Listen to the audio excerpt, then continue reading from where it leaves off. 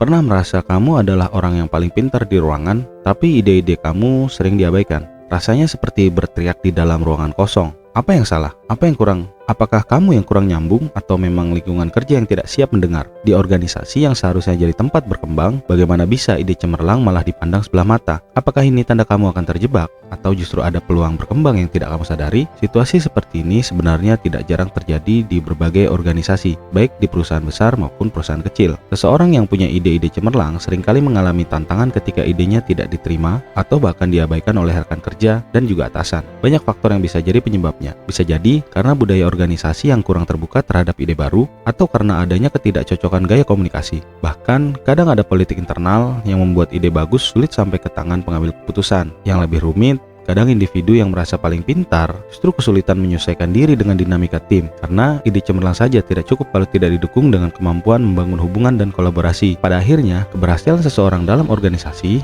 bukan hanya soal kecerdasan individu, tapi bagaimana dia bisa beradaptasi dan berkomunikasi efektif agar idenya bisa diterima dan diaplikasikan. Menurut studi dari Harvard Business Review, sekitar 70% ide inovatif dalam organisasi gagal diimplementasikan. Penyebab utamanya bukan karena ide itu buruk, tapi karena hambatan komunikasi dan budaya organisasi yang kurang mendukung. Data lain menunjukkan 65% karyawan merasa ide mereka sering diabaikan atau tidak dihargai oleh atasan maupun rekan kerjanya. Lebih dari itu, riset Gallup menyebutkan bahwa karyawan yang merasa suara mereka didengar punya tingkat produktivitas dan loyalitas yang jauh lebih tinggi. Namun, dalam banyak organisasi, budaya hierarki yang ketat dan kurangnya keterbukaan membuat banyak ide baru tenggelam di lapisan birokrasi, sehingga potensi inovasi pun terhambat. Ini bukan hanya soal ide, tapi soal bagaimana organisasi menciptakan ekosistem komunikasi yang sehat dan inklusif. Mengapa ide-ide cemerlang sering gagal didengar atau diimplementasikan? Salah satu penyebab utamanya adalah budaya organisasi yang tidak mendukung keterbukaan. Di banyak perusahaan, struktur hierarki yang kaku membuat karyawan merasa sulit untuk menyampaikan gagasan, apalagi jika ide tersebut datang dari posisi yang lebih rendah dalam rantai komando.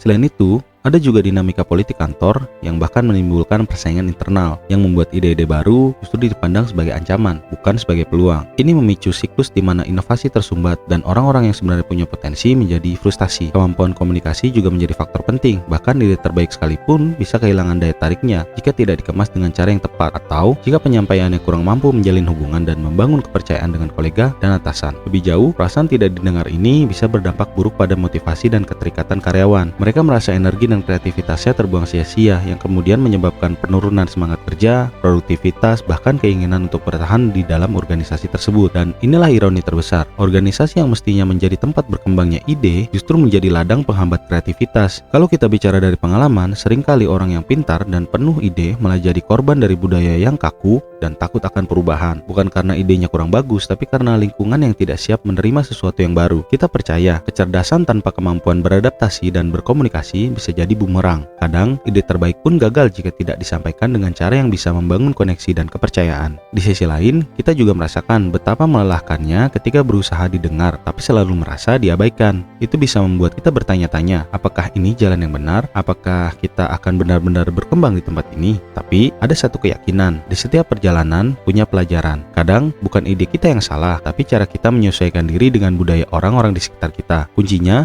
bukan hanya pada seberapa pintar kita, tapi seberapa bijak kita menavigasi dinamika itu. Jadi, pesan yang bisa dipetik adalah jangan pernah berhenti berinovasi, tapi jangan lupa juga membangun hubungan, karena tumbuhan sejati terjadi di persimpangan antara ide brilian dan komunikasi yang efektif. Kalau kamu sering merasa ide kamu diabaikan, pertama-tama coba evaluasi cara kamu menyampaikan. Ide hebat saja tidak cukup kalau tidak dikemas dengan komunikasi yang tepat. Pelajari bagaimana membangun narasi yang jelas, mudah dipahami, dan relevan dengan kebutuhan tim atau organisasi. Bangun juga jaringan dan hubungan yang baik di lingkungan kerja. Kepercayaan dan dukungan dari rekan sangat membantu agar ide-ide kamu mendapatkan ruang untuk didengar dan diuji. Jangan takut untuk mencari mentor atau teman diskusi yang bisa memberikan perspektif baru dan membantu kamu mengasah kemampuan komunikasimu. Bagi organisasi, penting untuk menciptakan budaya terbuka dan menghargai keberagaman ide, memberikan ruang bagi karyawan untuk berinovasi dan berkontribusi tanpa rasa takut diabaikan. Ingat, pengembangan diri bukan hanya soal seberapa pintar kamu, tapi juga seberapa efektif kamu beradaptasi dan berkolaborasi. Jadi terus terus asah kemampuan komunikasi dan keterampilan interpersonalmu. Dengan kombinasi ide brilian dan komunikasi yang efektif, kamu bukan hanya akan didengar, tapi juga bisa membawa perubahan nyata. Jadi pertanyaannya bukan hanya seberapa pintar kamu, tapi seberapa kamu bisa membuat ide-ide itu didengar dan diaplikasikan. Setiap dari kita punya potensi untuk berkembang, tapi itu juga tergantung bagaimana kita beradaptasi dengan lingkungan dan orang-orang di sekitar kita. Kalau kamu pernah mengalami hal yang sama, bagaimana kamu menghadapinya? Ceritakan pengalamanmu di kolom komentar. Karena dari situ, kita bisa saling belajar dan tumbuh bersama. Terima kasih sudah menonton. Jangan lupa like, share, dan subscribe agar kita terus bisa membahas tema-tema yang relevan di dunia kerja dan pengembangan diri.